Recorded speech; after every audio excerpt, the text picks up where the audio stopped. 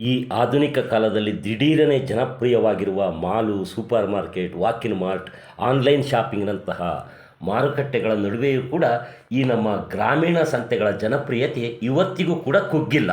ಈ ನಮ್ಮ ಅಚ್ಚ ಕನ್ನಡದ ಶಬ್ದ ಸಂತೆ ಅಂದರೆ ಇಂಗ್ಲೀಷ್ನಲ್ಲಿ ಮಾರ್ಕೆಟ್ ಅಥವಾ ಬಜಾರ್ ಅಂತ ಹೇಳ್ಬೋದು. ಈ ಸಂತೆ ಗ್ರಾಮೀಣ ಭಾರತದ, ಅದರಲ್ಲಿಯೂ ವಿಶೇಷವಾಗಿ ಕರ್ನಾಟಕದ ಸಂಸ್ಕೃತಿಯ ಒಂದು ಅವಿಭಾಜ್ಯ ಅಂಗವೇ ಆಗಿದೆ. ಇಷ್ಟಲ್ಲದೆ ಸಂತೆ ಅಂದ ಕೂಡಲೇ ಅದೊಂದು ವ್ಯಾಪಾರ ನಡೆಯುವ ಸ್ಥಳ ಮಾತ್ರ ಅಲ್ಲ, ಅಥವಾ ಬರೀ ವ್ಯಾಪಾರವೂ ಅಲ್ಲ, ಅದೊಂದು ಜನರ ಪರಸ್ಪರ ಭೇಟಿಯಾಗುವಂತಹ, ವಿನಿಮಯ ಮಾಡುವಂತಹ ಮತ್ತು ಜನಪದ ಸಂಸ್ಕೃತಿಯ ಒಂದು ಪ್ರತಿಬಿಂಬವಾಗಿದೆ. ಈ ಸಂತೆ ಎನ್ನುವ ಈ ನಮ್ಮ ಸಂಸ್ಕೃತಿ ತುಂಬ ಪುರಾತನವಾದದ್ದು. ಹೀಗಾಗಿಯೇ ಸಂತೆಯನ್ನು ಕುರಿತು ಅನೇಕ ಗಾದೆ ಮಾತುಗಳು ಕನ್ನಡದಲ್ಲಿ ಕೂಡ ಜನಪ್ರಿಯ ಆಗಿದ್ದಾವೆ. ಅದರಲ್ಲಿ ಒಂದೆರಡು ಹೇಳೋದಾದರೆ, ಚಿಂತೆ ಇಲ್ಲದವನಿಗೆ ಸಂತೆಯಲ್ಲಿ ನಿದ್ದು ಬಂತಂತೆ, ಅದೇ ರೀತಿ ಸಂತೆ ಹೊತ್ತಿಗೆ 3 ಮೊಳ ನೇಯ್ದಂಗೆ, ಇಂಥ ಅನೇಕ ಗಾದೆ ಮಾತುಗಳು ಜೀವನದ ಪಾಠವನ್ನು ಕೂಡ ಹೇಳ್ಕೊಡ್ತವೆ. ಇರಲಿ ಅಂದಾಗೆ ನಾವು ಇವತ್ತು ಯಾವ ಊರ ಸಂತೆನಲ್ಲಿದ್ದೀವಿ ಗೊತ್ತಾ? ಚೇಳೂರು ಸಂತೆನಲ್ಲಿದ್ದೀವಿ. ಚೇಳೂರು ತುಮಕೂರು ಜಿಲ್ಲೆಯ ಗುಬ್ಬಿ ತಾಲೂಕಿನ ಒಂದು ಹೋಬಳಿ ಕೇಂದ್ರ ಆಗಿದೆ. ಈ ಚೇಳೂರು ಅನ್ನುವ ಇನ್ನೂ ಒಂದು ಊರು ಕೂಡ ನಮ್ಮ ಕರ್ನಾಟಕದಲ್ಲಿದೆ. ಅದು ಚಿಕ್ಕಬಳ್ಳಾಪುರ ಜಿಲ್ಲೆಯ ಚೇಳೂರು. ಅದು ಇತ್ತೀಚೆಗೆ ತಾಲೂಕು ಕೇಂದ್ರ ಕೂಡ ಆಗಿದೆ. ಆದರೆ ನಾವಿವತ್ತಿರುವಂಥದ್ದು ಗುಬ್ಬಿ ತಾಲೂಕಿನ ಚೇಳೂರಿನಲ್ಲಿ. ಹೈದರಾಲಿ ಟಿಪ್ಪು ಕಾಲದಲ್ಲಿ ನಿರ್ಮಾಣವಾಗಿರುವಂತಹ ಸಿರಾ ಮೈಸೂರು ರಸ್ತೆಯಲ್ಲಿ ಬರುವ ಈ ಚೇಳೂರು ಒಂದು ಐತಿಹಾಸಿಕ ಪ್ರಸಿದ್ಧ ಊರು ಕೂಡ ಆಗಿದೆ. ಚೇಳೂರು ಅಂದರೆ ನಾವು ಅದನ್ನು ಹೀಗೆ ಊಹೆ ಮಾಡ್ಬೋದು: ಚೋಳರ ಊರು, ಚೋಳರು ಕಟ್ಟಿದ ಊರು, ಮುಂದೆ ಅದು ಚೇಳೂರು ಆಗಿರ್ಬೋದು. ಈ ಚೇಳೂರಿನ ಬಗ್ಗೆ ಒಂದು ಮಹತ್ವವಾದಂತಹ ಒಂದು ಮಾತಿದೆ. ಅದೇನೆಂದರೆ, ಇಲ್ಲಿಯ ಊರ್ಬಾಗ್ನಲ್ಲಿರುವಂತಹ ಕಲ್ಲು ಕೋಳಿ ಕೂಗಿ, ಕಲ್ಲು ಬಾವಿ ತುಂಬಿ, ಮರಳು ಬಸವ ಉಡ್ರಿಕೆ ಹಾಕಿದರೆ ಇಡೀ ಜಗತ್ತು ಪ್ರಳಯವಾಗ್ತದೆ ಅಂತೇಳಿ ಹೇಳ್ತಾರೆ. ಇಷ್ಟಲ್ಲದೆ ಈ ಚೇಳೂರಿನಲ್ಲಿ ಸುಮಾರು 101 ದೇವಸ್ಥಾನಗಳಿವೆ ಎನ್ನುವ ಮಾತು ಕೂಡ ಇದೆ. ಈ ಚೇಳೂರು ಹೇಗೆ ಇತಿಹಾಸ ಪ್ರಸಿದ್ಧವಾದಂಥ ಊರೋ, ಅದೇ ರೀತಿ ಈ ಚೇಳೂರಿನ ಸಂತೆ ಕೂಡ ಶತಶತಮಾನಗಳ ಇತಿಹಾಸವನ್ನು ಹೊಂದಿರುವಂತಹ ಸಂತೆಯಾಗಿದೆ.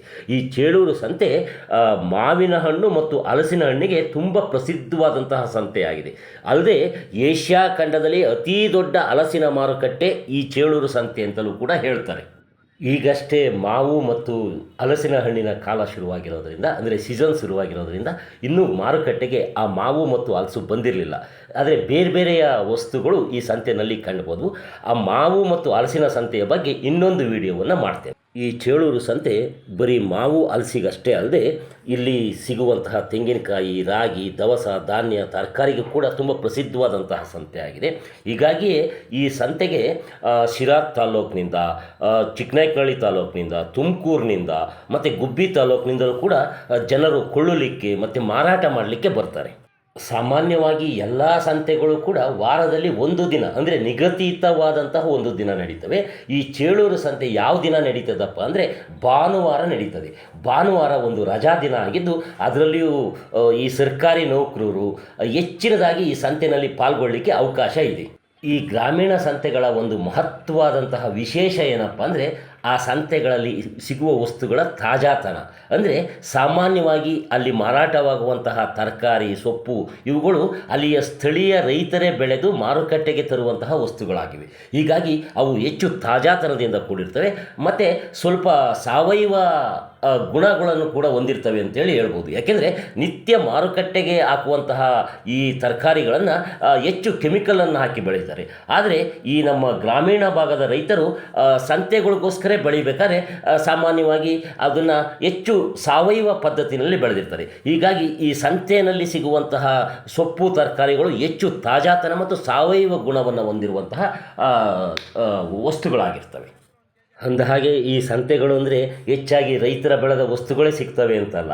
ಈ ಏನು ಬಟ್ಟೆಗಳು ಕೂಡ, ಮತ್ತು ಕಬ್ಬಿಣ, ಕುಡ್ಲು ಇವೆಲ್ಲವೂ ಕೂಡ ಸಿಗ್ತವೆ. ಪ್ಲಾಸ್ಟಿಕ್ ವಸ್ತುಗಳು ಕೂಡ ಸಿಗ್ತವೆ. ಯಾಕೆಂದರೆ ಸಂತೆ ಅಂದರೆ ರೈತರಿಗೆ ಮತ್ತು ಈ ನಮ್ಮ ಗ್ರಾಮೀಣ ಜನರಿಗೆ ಅತ್ಯಂತ ಅಗತ್ಯವಾದ ವಸ್ತುಗಳನ್ನು ಹೆಚ್ಚು ಕಮ್ಮಿ ಸಂತೆಯಲ್ಲಿ ಮಾರಾಟ ಮಾಡಿಯೇ ಮಾಡ್ತಾರೆ. ನೋಡಿ, ನೀವಿಲ್ಲೇನು ನೋಡ್ತಾ ಇದ್ದೀರಲ್ಲ ಈ ಕಬ್ಬಿಣದ ವಸ್ತುಗಳು, ಇವು ಕೂಡ ಇಲ್ಲಿ ಹೆಚ್ಚು ಮಾರಾಟ ಆಗ್ತವೆ. ಇವು ಗ್ರಾಮೀಣ ಜನರಿಗೆ, ಅದರಲ್ಲೂ ಕೃಷಿ ಉಪಕರಣಗಳಾಗಿ ತುಂಬ ಅಗತ್ಯ ಇದ್ದಾವೆ. ಮತ್ತು ಗೃಹ ಬಳಕೆಯ ವಸ್ತುಗಳು ಕೂಡ ಮಾರಾಟ ಆಗ್ತಿದ್ದಾವೆ. ಕುಡ್ಲು, ಮಚ್ಚು ಇವೆಲ್ಲವೂ ಕೂಡ ಗ್ರಾಮೀಣ ಜನರಿಗೆ ನಿತ್ಯ ಬಳಕೆಯಾಗುವಂಥ ವಸ್ತುಗಳಾಗಿದ್ದಾವೆ. ಹಾಗೆ ಪ್ಲಾಸ್ಟಿಕ್ಕು ವಸ್ತುಗಳು ಕೂಡ ಇದ್ದಾವೆ, ಪ್ಲಾಸ್ಟಿಕ್ ಚಾಪೆ ಇದೆ. ಇವೆಲ್ಲವೂ ಕೂಡ ಗ್ರಾಮೀಣ ಜನರಿಗೆ ಅಗತ್ಯ ವಸ್ತುಗಳಾಗಿವೆ. ಅದೇ ರೀತಿ ಧನ್ಯ ಅಂದರೆ ಕೊತ್ತಂಬರಿ ಕಾಳು, ಅವು ಕೂಡ ಮಾರಾಟ ಆಗ್ತಾಯಿದ್ದಾವೆ. ನೋಡಿ, ಇಲ್ಲಿ ಕಡಲೆಕಾಳು, ಹೆಸರು ಕಾಳು, ಹೀಗೆ ಎಲ್ಲ ಅಂದರೆ ರೈತರು ಬೆಳೆಯುವಂತಹ ಇರ್ಬೋದು ಅಥವಾ ಬೇರೆಡೆ ಕೊಂಡು ತಂದು ಕೂಡ ಮಾರಾಟ ಮಾಡ್ಬೋದು. ಒಟ್ಟಾರೆ ಈ ಸಂತೆಯಲ್ಲಿ ಇಂಥ ಸಿಗುತ್ತೆ ಇಂಥ ಸಿಗಲ್ಲ ಅನ್ನೋಂಗಿಲ್ಲ, ಅಲ್ಲಿ ಎಲ್ಲವೂ ಕೂಡ ಸಿಗ್ತದೆ. ಹೀಗಾಗಿ ಸಂತೆಗೆ ಹೆಚ್ಚು ಕಮ್ಮಿ ಜನಸಾಗರವೇ ಹರಿದು ಬರ್ತದೆ. ಯಾಕೆಂದರೆ ಅಲ್ಲಿ ಕೊಳ್ಳಲಿಕ್ಕೆ ಹೆಚ್ಚು ತಾಜಾ ವಸ್ತುಗಳು ಸಿಗ್ತವೆ. ಒಂದು ವಾರಕ್ಕೆ ಅಗತ್ಯವಾದಂತಹ ವಸ್ತುಗಳನ್ನೆಲ್ಲ ಮನೆಗೆ ಕೊಂಡ್ಕೊಂಡು ಹೋಗ್ಬೋದು ಅನ್ನೋ ಕಾರಣದಿಂದ ಹೆಚ್ಚು ಜನ ಸಂತೆಗಳಿಗೆ ಸೇರ್ತಾರೆ. ಅದರಲ್ಲಿಯೂ ಕೂಡ ವಿಭಿನ್ನ ವ್ಯಕ್ತಿತ್ವದ ಗುಣ ಸ್ವಭಾವದ ಜನರೆಲ್ಲರೂ ಕೂಡ ಸಂತೆಯಲ್ಲಿ ಕರೆಯುವಂಥದ್ದು ಸಾಮಾನ್ಯವಾಗಿದೆ. ಇಲ್ಲಿ ನೋಡಿ, ಈ ಮರ ಅಂದರೆ ರಾಗಿಯನ್ನು ಮಾಡಲಿಕ್ಕೆ, ಬೇರೆ ಬೇರೆ ಕಾಳುಗಳನ್ನು ಮಾಡಲಿಕ್ಕೆ, ಮತ್ತು ಪುಟ್ಟಿ, ಜಲ್ಡೆ ಇವೆಲ್ಲವೂ ಕೂಡ ಸಾಮಾನ್ಯವಾಗಿ ಗ್ರಾಮೀಣ ಈ ಕುಲಕಸುಬುದಾರರು ಅನ್ನೋದಂತಹ ವಸ್ತುಗಳಾಗಿದ್ದಾವೆ. ಈ ತಟ್ಟಿ, ಈ ಜಲ್ಡೆ ಇವೆಲ್ಲವೂ ಕೂಡ. ಅದೇ ರೀತಿ ನಮ್ಮ ಗ್ರಾಮೀಣ ಕುಂಬಾರರು ಮಾಡುವಂತಹ ಮಡಕೆ, ಕುಡಿಕೆ ಇವೆಲ್ಲವೂ ಕೂಡ ಸ್ವತಃ ಮನೆಯಲ್ಲಿ ತಯಾರಿಸಿ ಸಂತೆಗೆ ತಂದು ಮಾರುವಂತಹ ಆಗಿದ್ದಾವೆ. ಬನ್ನಿ, ಈಗ ಬಡವರ ಮನೆಯ ಫ್ರಿಡ್ಜ್ ಅಂತಲೇ ಕರೆಯುವ ಈ ತಣ್ಣನೆಯ ನೀರನ್ನು ನಮಗೆ ಕುಡಿಸುವಂತಹ ಈ ಮಣ್ಣಿನ ಮಡಕೆಯ ಬೆಲೆ ಎಷ್ಟು ಅಂತೇಳಿ ಒಮ್ಮೆ ಕೇಳೋಣ. ಏನು ರೇಟ್ ಅದು? ಏನು ರೇಟ್ ಅಣ್ಣ? ರೇಟ್ ಏನು?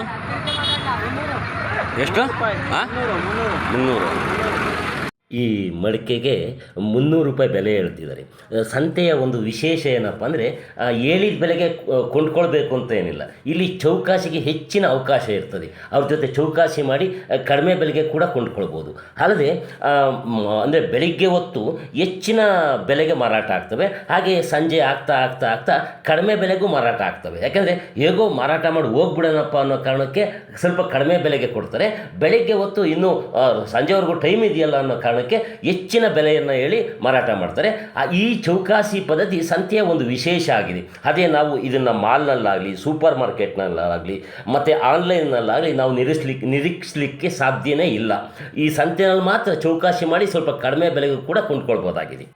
ನೋಡಿ, ಇಲ್ಲಿ ಗ್ರಾಮೀಣ ಜನರಿಗೆ ಅತ್ಯಂತ ಅಗತ್ಯವಾದಂತಹ ಬೀಗಗಳು, ಬೀಗದ ಕೈಗಳು ಕೂಡ ಮಾರಾಟ ಆಗ್ತಿರ್ತವೆ. ಸಾಮಾನ್ಯವಾಗಿ ರೈತರು ಈ ತೋಟಗಳಿಗೆ ಮತ್ತು ರಪ್ಪುಗಳಿಗೆ ಬೀಗಗಳನ್ನು ಹಾಕ್ತಾರೆ. ಅದೇ ಈ ನಗರದಲ್ಲಿ ಮನೆಗಳಿಗೆ ವಿತ್ ಡೋರ್ ಜೊತೆನೇ ಬೀಗದ ಕೈಗಳು ಇರ್ತವೆ. ಆದರೆ ಈ ಹಳ್ಳಿನಲ್ಲಿ ಹಾಗಲ್ಲ, ಬೀಗವನ್ನು ಪ್ರತ್ಯೇಕ ಕೊಂಡ್ಕೊಳ್ಬೇಕಾಗ್ತದೆ. ಮತ್ತು ಈ ಚೇಳೂರು ಸಂತೆಯ ರಾಗಿಗೆ ಒಂದು ವಿಶೇಷ ಗುಣ ಇದೆ. ಇಲ್ಲಿ ಸಿಗುವಂತಹ ರಾಗಿ ತುಂಬ ಗಟ್ಟಿಯಾಗಿರ್ತದೆ ಮತ್ತು ಹೆಚ್ಚು ಪೌಷ್ಟಿಕವಾಗಿರ್ತದೆ ಅನ್ನೋ ಕಾರಣದಿಂದ ತುಂಬ ದೂರದಿಂದಲೂ ಕೂಡ ಬಂದು ಈ ಚೇಳೂರು ಸಂತೆಯಲ್ಲಿ ರಾಗಿಯನ್ನು ಕೊಂಡ್ಕೊಂಡು ಹೋಗೋದನ್ನು ನಾವು ನೋಡ್ಬೋದಾಗಿದೆ. ನೋಡಿ, ಇಲ್ಲಿ ಸಂತೆಯಲ್ಲಿ ಈ ಒಣಮೀನು, ಸೀಗಡಿ ಮಾರಾಟ ಆಗ್ತಿದ್ದಾವೆ. ಇವನ್ನು ನಾವು ಆನ್ಲೈನ್ನಲ್ಲಾಗಲಿ ಅಥವಾ ಸೂಪರ್ ಮಾರ್ಕೆಟ್ನಲ್ಲಾಗಲಿ ಮಾಲ್ನಲ್ಲಾಗಲಿ ನಿರೀಕ್ಷೆ ಮಾಡಲಿಕ್ಕಾಗಲ್ಲ. ಇದನ್ನು ಸಂತೆಯಲ್ಲಿ ಮಾತ್ರ ನಿರೀಕ್ಷೆ ಮಾಡಲಿಕ್ಕೆ ಸಾಧ್ಯ. ಈ ವಿಡಿಯೋ ನಿಮಗೆ ಇಷ್ಟವಾಗಿದ್ದರೆ ಒಂದು ಲೈಕ್ ಮಾಡಿ, ನಿಮ್ಗೆ ಅನಿಸಿದ್ದನ್ನು ಕಾಮೆಂಟ್ ಮಾಡಿ. ಈ ವಿಡಿಯೋ ನಿಮಗೆ ಹೆಚ್ಚು ಇಷ್ಟವಾಗಿದ್ದರೆ ಇದನ್ನು ಶೇರ್ ಮಾಡಿ, ನಿಮ್ಮ ಸ್ನೇಹಿತರಿಗೂ ಕಳಿಸಿ, ಅವರು ಕೂಡ ನೋಡಲಿ. ಇದೆಲ್ಲಕ್ಕಿಂತ ಮುಖ್ಯವಾಗಿ ನೀವು ನೋಡುತ್ತಿರುವ ಈ ನೇಟಿವ್ ನೆಸ್ಟ್ ಯೂಟ್ಯೂಬ್ ಚಾನಲ್ಗೆ ಸಬ್ಸ್ಕ್ರೈಬ್ ಮಾಡ್ಕೊಂಡಿಲ್ಲ ಅಂದರೆ ಈಗಲೇ ಸಬ್ಸ್ಕ್ರೈಬ್ ಮಾಡ್ಕೊಳ್ಳಿ. ನಮಸ್ತೆ.